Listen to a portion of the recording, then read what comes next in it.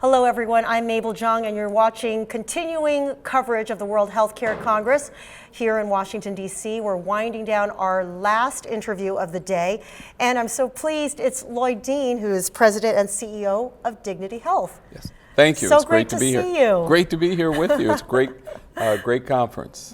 Thank you so much. Well, we need to start the discussion off with a focus on compassion, because Dignity Health seems to believe that there's more talk that needs to happen around this. Yep. Why not? Why?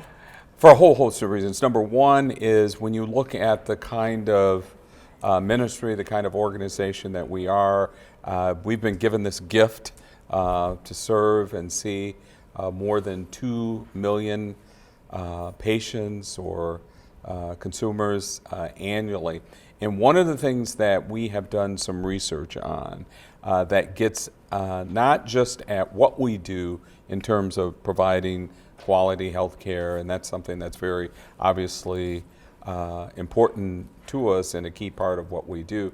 But one of the things that, given our values and given how we've emerged as an organization, is the how. Mm-hmm. And so we partnered with Stanford University, and we did some research, and that research was around and got at and talked to consumers about what's lacking in healthcare. If you could change healthcare, what would you change? When you go see your physician or your clinician or you visit a care site, what is it that's missing? And they said, what's missing is compassion and kindness. Mm-hmm. So it is now embedded in our organization, and we have taken on something that we call Hello Human Kindness, but it's rooted in compassion. Mm-hmm. And we now have all of this evidence that says that compassion and kindness is even more effective than you or I taking an aspirin every day to keep our heart strong. Mm-hmm. So that research is compelling and overwhelming, and so that's why we are focusing our resources, our time, and our energy on how do we instill and calling the question and calling the nation and the world to the consciousness of it's not just what we do, but it's how we do it. Now, it's a great billboard slogan, compassion and kindness, but how do you, and what specifically do you do to put that into practice? Give me some specific examples. We do a number of things. Number one is we have 60,000 employees, and we think that how they feel about themselves and how they feel that they're treated and the kind of compassion, the kind of kindness that they have will manifest itself in how they interact and deliver care to our patients. So we have created these Hello Human Kindness retreats, which is an educational session, and we have engaged and are engaging every one of our 60,000 employees. Mm-hmm. And we're talking about why compassion is important. They're hearing from patients. We're talking about good patient experiences, but also ones that haven't been so good. And how do we change that? And we're giving them tools to be able to go that extra mile. We're incentivizing them.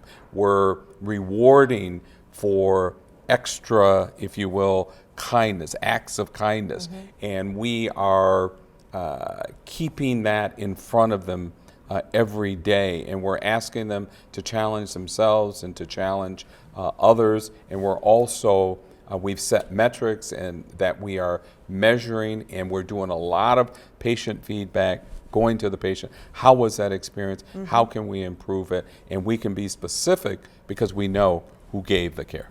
Now, what does Dignity Health do to ensure a good patient experience? We do a number of things. Number one is that we try to make sure that our behaviors are compassionate, that we listen, and listening is one of the things that patients have told us that they have not been happy about.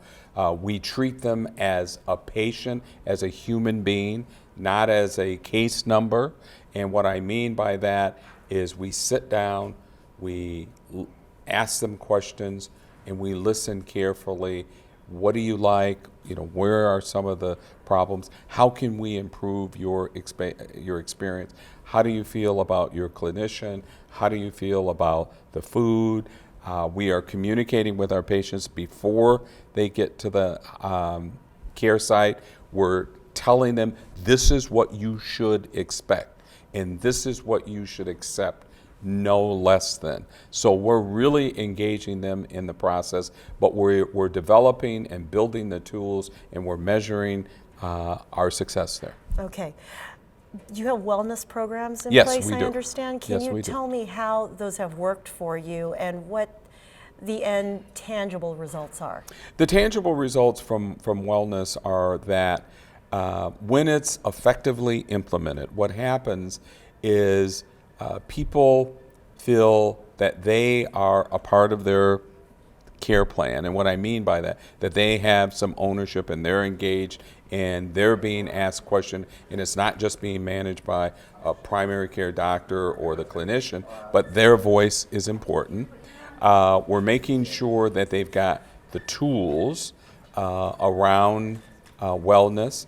We are incentivizing our employees to exercise, to watch what they eat, to make sure that they're taking their medications. We're also educating what can you as an individual do to help sustain your health, and we're marrying wellness with prevention, because as much as we are a provider, and you know, a lot of what we do and a lot of our life is taking care of people when they're ill, we want people to stay healthy, because if our society stays healthy, that's good for you, that's good for me, and for sure it's good for them and for their family, and it helps us drive down the cost of healthcare. So we see it as a moral issue that we should do everything that we can to make sure that our environment is healthy, that people are taking accountability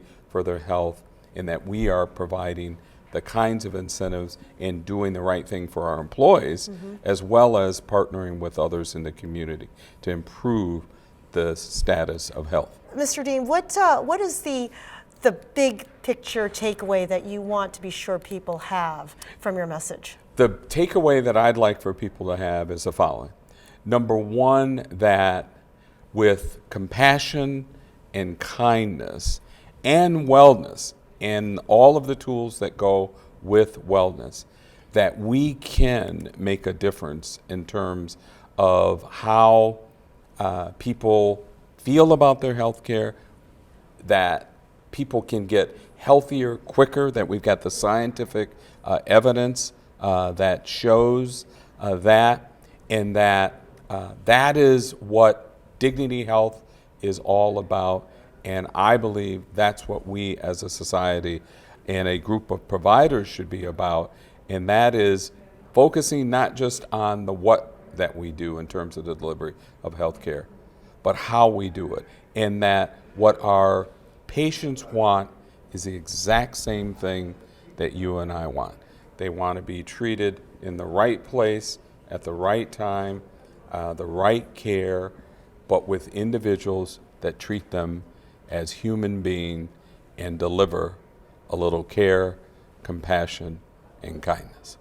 All right, wise words. Thank you so much, Mr. Lloyd Dean. A pleasure to see you today. Thank you. Thank you. And I'm Mabel Jong. Thanks for watching. See you tomorrow.